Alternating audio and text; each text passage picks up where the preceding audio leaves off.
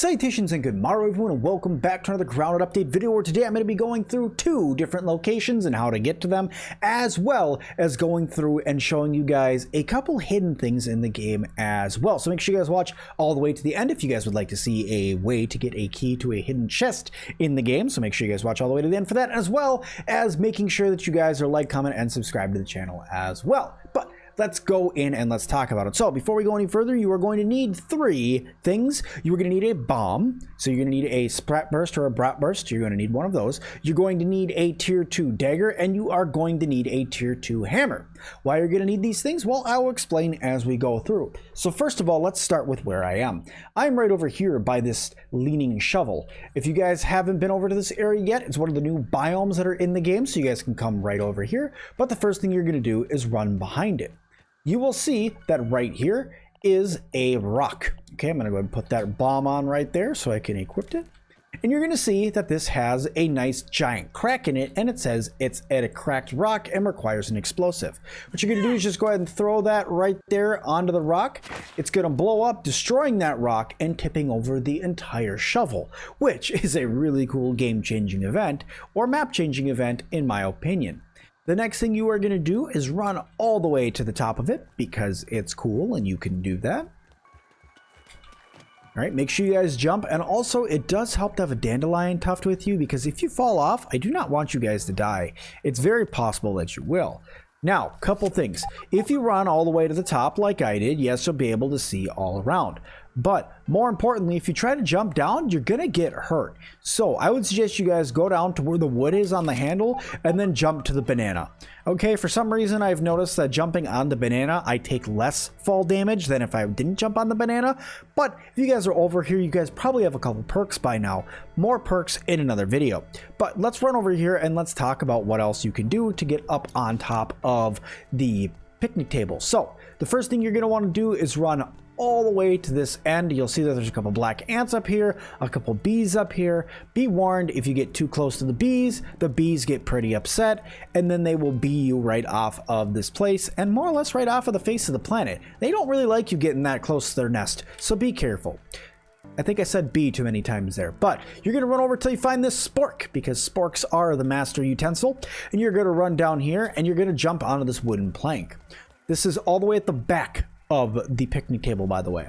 Then what you're going to do is you're going to run over this way, and you see these nails, the one that is the closest to this wall over here, you're going to jump on and run up.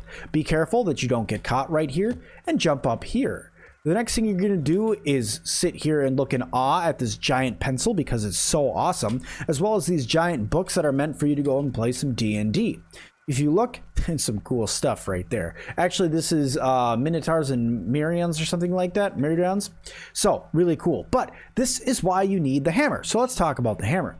What you're going to do is you're going to run up this red button. You're going to get a good old smack.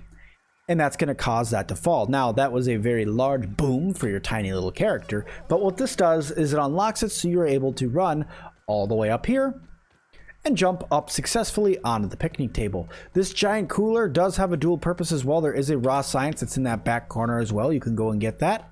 But let's talk what's actually up here. So first of all, there's a bunch of plates and liquid juice jugs or whatever that you can go and consume if you would like to. There's also some black ants up here. This area is really, really cool, but it is definitely made for the nerds in us, because if you run right over here, there's actually a castle up here. Now, this little castle is set up to be what would be considered a Dungeons and Dragons map, okay? The nerds in us are currently screaming right now in enjoyment like I was, but what you do is you run back through here, and this is a maze that you can go in. I will explain the maze at the end of the video.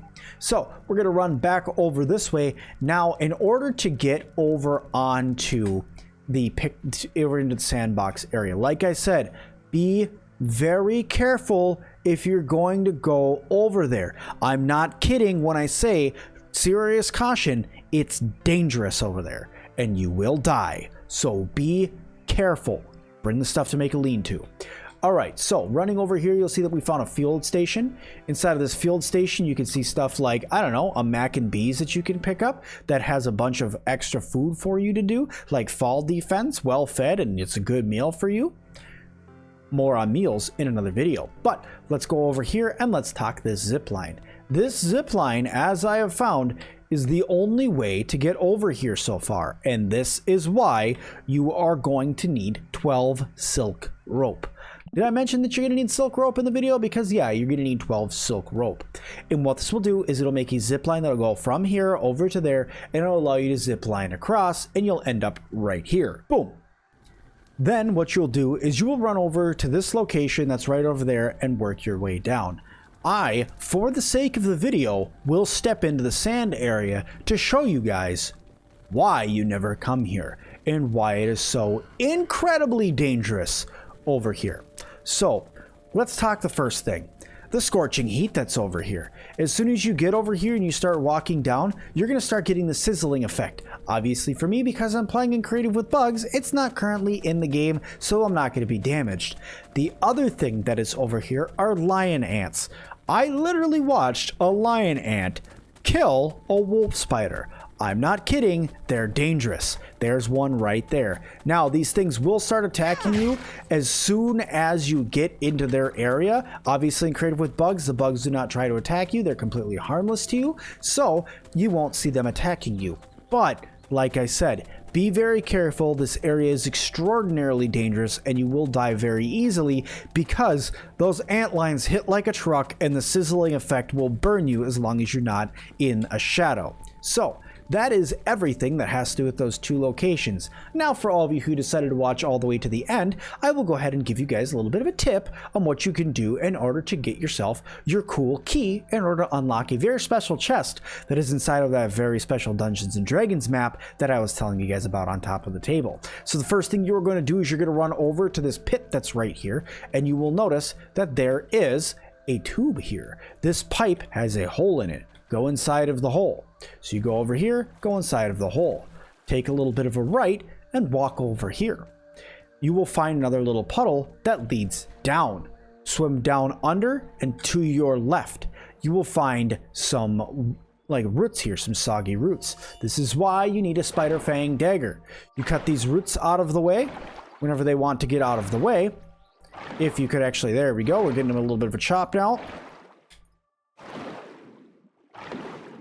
There we go, almost there, and once they're chopped out of your way, you can come in here and grab the Minotaur Maze key. Alright, cool thing about this key is it unlocks a chest. So, let's go over and let's show you guys where that chest happens to live, so you guys can go and get whatever's inside. Everybody knows we're all true pirates at heart. Alright, so here we are back at the entrance to the maze. What you're going to do is you're going to run in here and take a left. Don't take a right, there's nothing over there, but you take a left.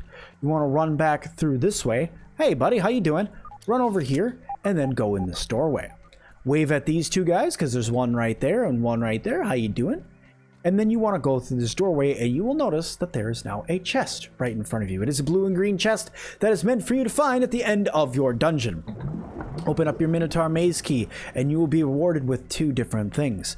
Not only will you be awarded with a burgle chip, that is the picnic burgle chip, more on that in another video, but you will also be awarded with a mega milk morsel, that more on that in another video as well. So guys, that is how you unlock this secret chest, and that is how you get not only on top of the picnic table but also into the sandbox. I hope you guys liked that video. If you guys did, make sure you guys hit the like button for me. Make sure you guys leave me a comment down below of the thing you guys enjoyed the most about the video, and also please do not forget to subscribe. And as always, I'll see all of you guys in the next one.